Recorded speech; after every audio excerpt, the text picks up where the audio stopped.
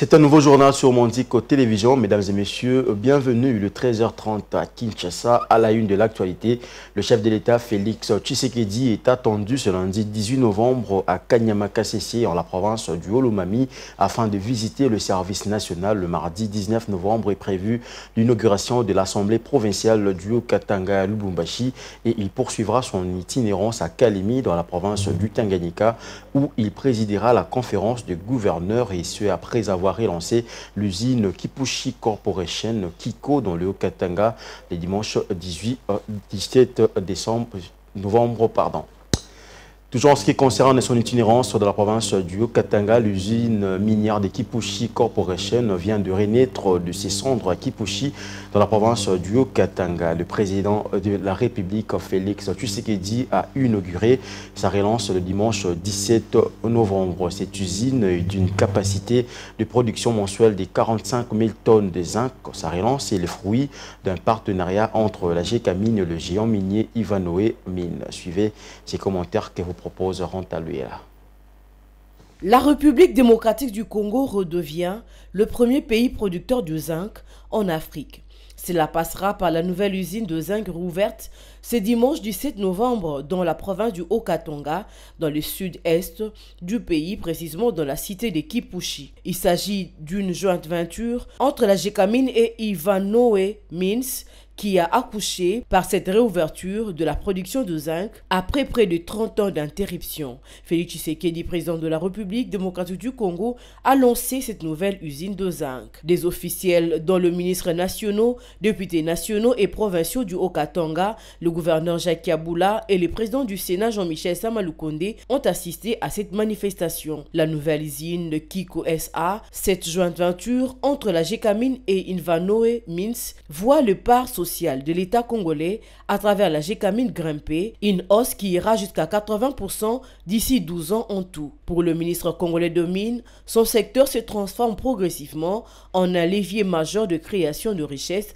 et d'emplois pour la population. Cette activité va créer beaucoup d'emplois et cet emploi sera, je dirais, offert aux communautés locales. Donc là, c'est un élément très important. Mais également sur les aspects de maximisation de recettes, nous pouvons assurer que cette usine payera les droits et taxes qui doivent être faits et cela va contribuer davantage au niveau du budget national. Majoritairement consacré à la jeunesse, le discours du président de la République a appelé cette couche de la population à la vigilance après avoir lancé l'usine. Je redis ici ce que j'ai dit hier.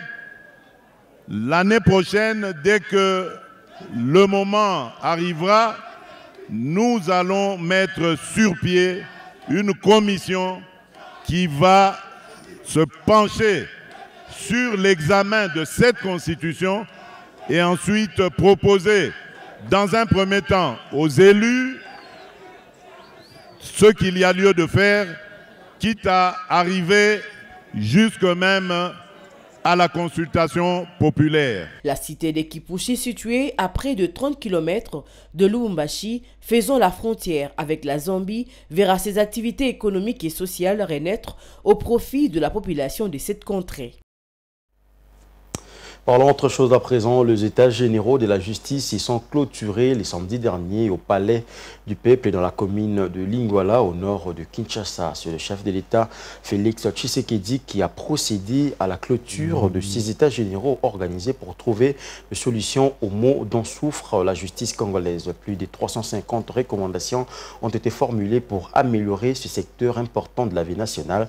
Je propose de suivre le retour en images de la clôture de cette activité.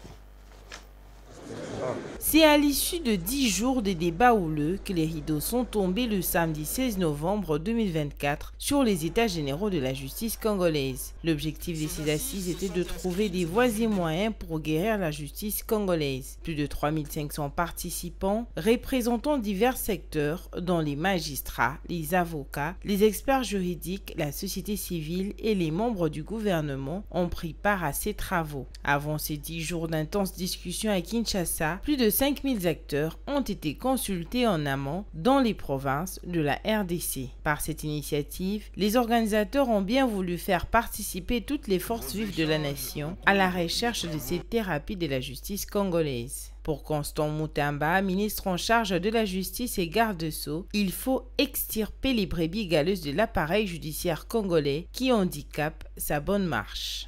Excellence, Monsieur le Président de la République, s'agissant de la thérapie de choc, parce que nous ne voudrions pas nous attarder dessus, il faut une thérapie de choc.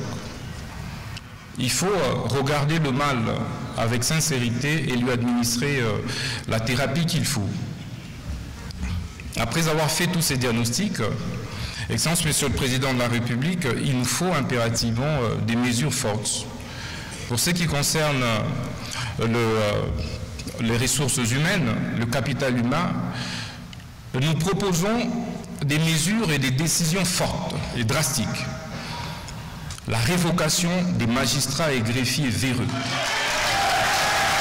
Durant ces assises, l'on a beaucoup parlé de la place et du rôle joué par le magistrat. Certains participants ont suggéré les changements de la forme actuelle du Conseil supérieur de la magistrature, composé uniquement des magistrats. Pour certains, les délégués de la présidence de la République et du ministère de la Justice ainsi que d'autres acteurs judiciaires devaient intégrer le CSM, une proposition à laquelle les magistrats se sont opposés au nom du principe de la séparation des pouvoirs. Constant Mutamba pense plutôt le contraire.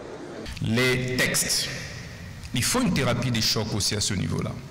Je ne voudrais pas revenir sur la recommandation concernant le Conseil supérieur de la magistrature.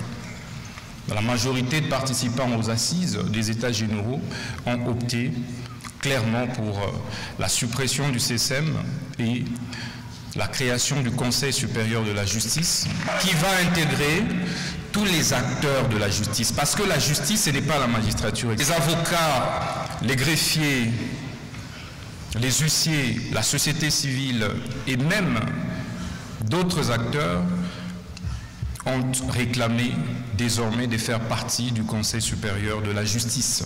En clôturant ses travaux, le chef de l'État, Félix Tshisekedi, a promis d'accompagner ce processus de guérison de la justice congolaise. Vos échanges au cours des travaux des États généraux de la justice ont permis de dégager des solutions prometteuses.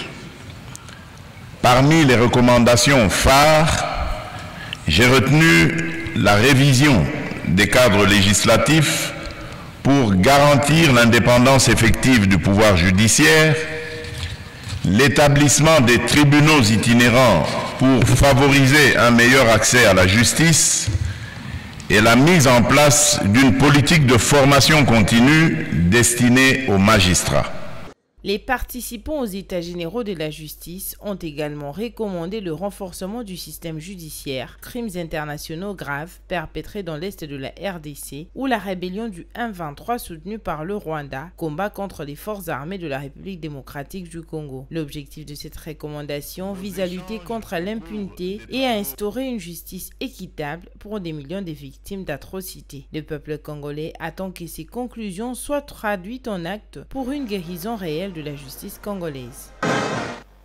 C'était là la clôture des États généraux de la justice qui est intervenue le week-end dernier. Toujours dans ce secteur de la justice, siégeant en audience foraine à la prison militaire de Ndolo, la cour militaire de Kinshasa-Gombe va poursuivre ce lundi 18 novembre 2024 avec l'examen de l'affaire coup d'État manqué du 18 mai dernier.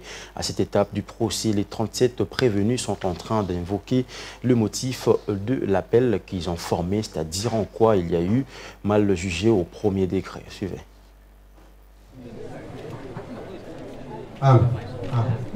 Lors de l'audience du vendredi 15 novembre dernier, arrêtée suite aux conditions météorologiques qui n'avaient pas permis à la cour militaire de poursuivre avec les auditions d'un grand nombre de prévenus, la cour a reçu les moyens de certains prévenus issus de la catégorie de ceux recrutés dans la province du Congo central. Pour l'un des avocats de la défense, la décision du premier juge dans cette affaire a été prise sur base des suppositions et espère que le juge en appel va rétablir leurs clients dans leurs droits. Dans leurs interventions, comme leurs prédécesseurs, prédécesseurs, ils ont nié toute implication dans la démarche de Christian Malanga de vouloir renverser les institutions. Devant la Cour, ils clament leur innocence et affirment que s'ils avaient rejoint le groupe de Christian Malanga, c'est à cause de la promesse leur faite par le recruteur d'obtenir du travail au sein d'une ONG qui sera créée par certaines personnalités en provenance de l'extérieur du pays. Bien avant cette étape, la cour militaire de Kinshasa-Gombe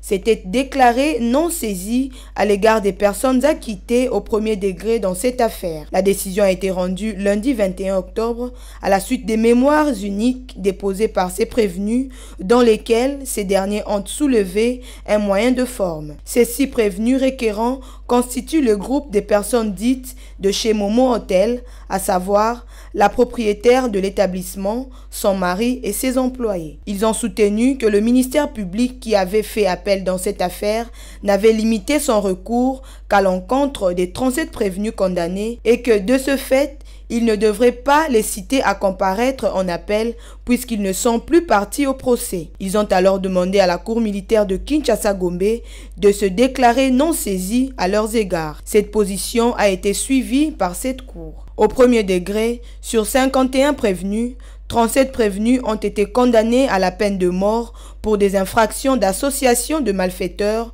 d'attentats et de terrorisme. Parmi eux figurent Marcel Malanga, fils de Christian Malanga, Tiller Christian Thompson, Zalman Polum Benjamin et Nkele Mbouela Ruffin. L'expert militaire belgo-congolais Jean-Jacques Wondo a également été condamné à la peine de mort pour association de malfaiteurs et attentats. Certains des condamnés ont écopé de 20 ans de servitude pénale pour détention illégale d'armes de guerre. Et pour terminer, la révision constitutionnelle suscite un débat en République démocratique du Congo et une vive opposition de la part de plusieurs figures politiques, sociales et intellectuelles depuis son annonce par le président de la République. Toutes ces voix dénoncent unanimement une tentative visant à s'éterniser au pouvoir et pointent une interprétation erronée de l'article 217 de la Constitution. Suivez. Les débats sur la révision de la Constitution, initiés par Félix Tshisekedi, suscitent une vive opposition de plusieurs figures politiques, sociales et intellectuelles en République démocratique du Congo. Ces voix critiques dénoncent unanimement une tentative de manipulation visant à prolonger les pouvoirs du président au-delà de son dernier mandat. Moïse Katumbi, ancien candidat à la présidentielle, accuse Félix Tshisekedi de chercher à se maintenir au pouvoir au-delà de son second mandat. Il critique l'interprétation par les présidents de l'article 217, qui selon lui consacrerait la vente de la souveraineté nationale. Katumbi dénonce une manipulation visant à détourner l'attention de problèmes réels tels que la misère de la population et accuse le chef de l'État de trahir la mémoire de martyrs de la démocratie. Martin Fayoulou, autre figure de l'opposition, rejette catégoriquement l'interprétation présidentielle de l'article 217, qualifiée d'absurdité manifeste. Selon lui, cet article vise uniquement à promouvoir l'unité africaine et n'est légitime en aucun cas une cession de souveraineté. Fayoulou appelle à la priorité sur l'amélioration des conditions de vie de la population. Le prix Nobel de la paix Denis Mukwege, connu pour sa défense des droits humains, dénonce une dérive autoritaire et un mépris de liberté fondamentale garantie par la Constitution de 2006. Délice Sanga, fervent opposant au changement constitutionnel, a dénoncé une tentative de révision pour un bénéfice personnel. Il refute également l'idée que l'article 217 expose la RDC à une perte de territoire. L'ancien député Claudel Loubaya accuse le président de vouloir orchestrer un coup d'État constitutionnel. Jean-Claude Katende, président de la ZADO, quant à lui, critique la politique des tâtonnements. Il accuse le président de manipuler l'article 217 pour justifier son projet de changement constitutionnel et appelle le Congolais à rejeter cette initiative. Tous ses opposants s'accordent sur un point: le projet de modification et de changement de la Constitution constitue une menace pour la démocratie et la souveraineté de la RDC. Ils appellent le Congolais à résister, à protéger l'intégrité territoriale et à prioriser la lutte contre la pauvreté